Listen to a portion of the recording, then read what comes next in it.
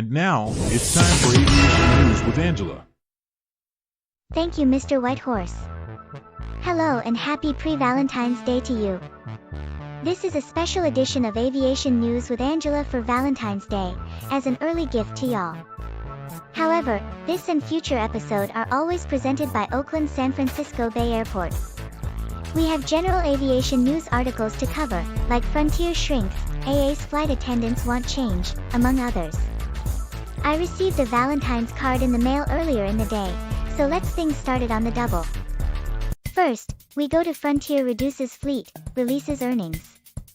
In a busy week for Frontier Airlines, the carrier released its Q4 and 2025 earnings, and also announced it will shrink the size of its operation by returning 24 leased A320neos to its lessor AerCap early, with those leaving the fleet as soon as this summer. AerCap also will take ownership of 10 future airplanes being delivered in 2028 and 29 as part of a sale and leaseback promise with the carrier, with Frontier also deferring as many as 69 A320neo and A321neos by as many as 4 years, pushing delivery back to 2031 to 33. In order to decide which of its 24 airplanes to return, the carrier will reportedly line up each plane being considered and made a decision based on how tasty the animal on its tail would be if cooked and served in flight. For reference, November 3rd 47 Foxtrot Romeo, Lone Star the Longhorn Steer shouldn't sleep too comfortably in the coming weeks, while November 3rd 34 Foxtrot Romeo, Stretch the Great Blue Heron is probably safe. When asked for his thoughts, November 6, 20 Foxtrot Romeo, Tico the Two-Toed Sloth had no comment. For the year, Frontier lost $137 million, down from a tidy $85 million profit in 24. It did end on a high note, with a $53 million profit in Q4, right on with where it ended 2024. Its forward-looking guidance is somewhat unclear, which probably is correlated with shedding itself of 15% of its fleet. It's projecting a 26 cents to 44 cents loss per share in Q1 on a 1 to 2% drop in capacity, and for the year it has a wide projected range between down 40 cents and up 50 cents. Next, AA flight attendants have had enough. Are they all sure about that? American Airlines Flight Attendants Board of Directors passed a unanimous vote of no confidence in Robert Isom, the carrier's CEO. This is the first time this union has ever taken this step, but reports from the meeting tell us the board didn't technically complete the vote. When they went to formally do the count, they found that their ballots had been outsourced to a third-party vendor and delayed due to operational complexity. APFA President Julie Hendrick highlighted the airline's weak financials, operational failures that have left flight attendants sleeping on floors in airports, and the unseasonable cold weather in the Dallas-Fort Worth region as the reason for the vote. The union also called out the CEO for supporting a failed corporate sales strategy, but followed it up with no hard feelings, Basu. In a video to staff, Isom reportedly said, "Keep moving, nothing to see here," and went back to rearranging the deck chairs in the office and ensuring that the orchestra in the lobby continued to play. Now we have Southwest shrinks board, grows onboard connectivity. What in the world are they doing now?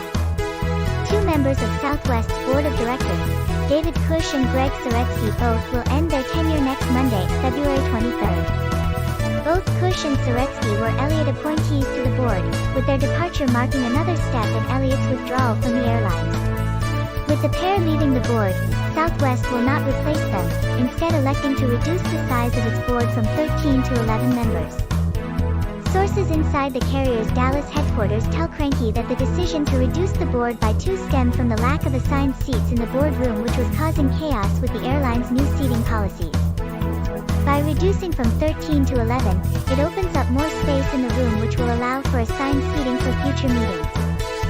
What was the first thing Southwest did after reducing its BOD footprint? Ink a deal with Starlink to bring legit, high-speed Wi-Fi to its planes, and quickly.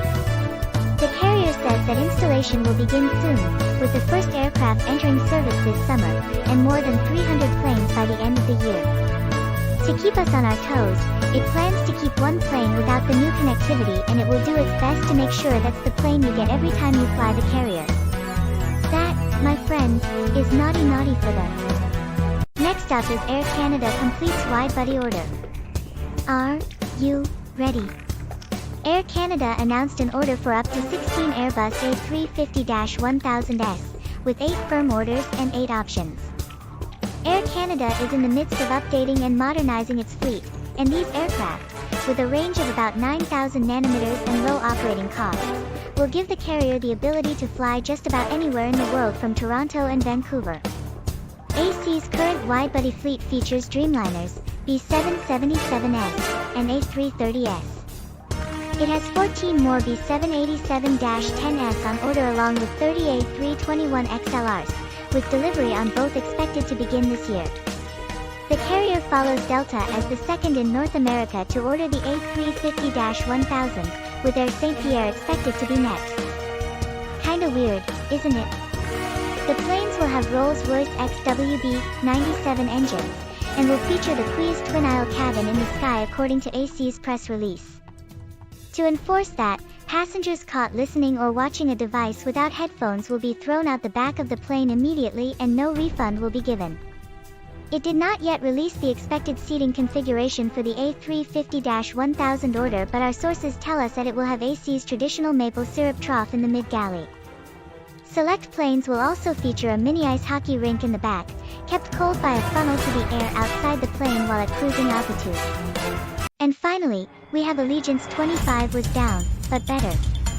Allegiance year-end earnings were in the red, as the carrier announced a loss of nearly $45 million on $2.6 billion in revenue, but that is a significant improvement from the $240 million loss it posted a year ago.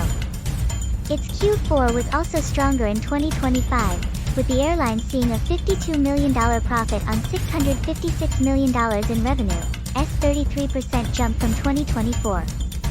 It bragged in its earnings release that it ranked number 2 amongst major U.S. carriers in the Wall Street Journal's The Best and Worst Airlines of 2025, but did not detail whether it was number 2 in the best or worst category.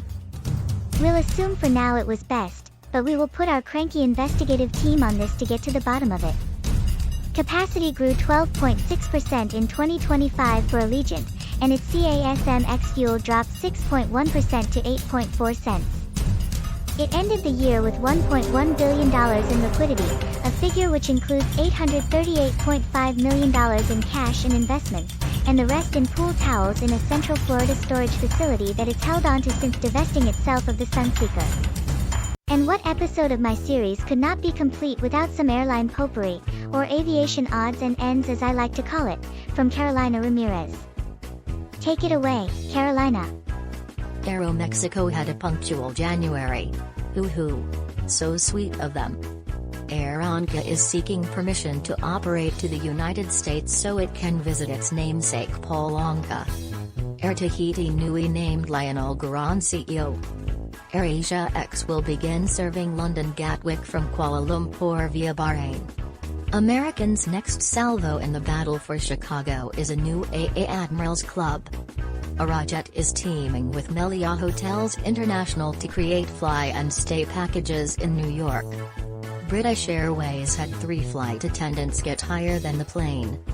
Cabo Verde Airlines is returning to Brazil. China Airlines is partnering with Plusgrade to offer new ways for loyalty members to spend their miles. Delta is adding to Hawaii. LL is adding. Emirates signed an interline agreement with something called Long Air, which we really hope only flies short aircraft. Flier's incoming CEO Lee Nature Boy Corrado will be based in Toronto, not Vancouver. Frontier's latest strategy to raise revenue is to take it via lawsuit. Flynas is going to launch a Syrian-based LCC.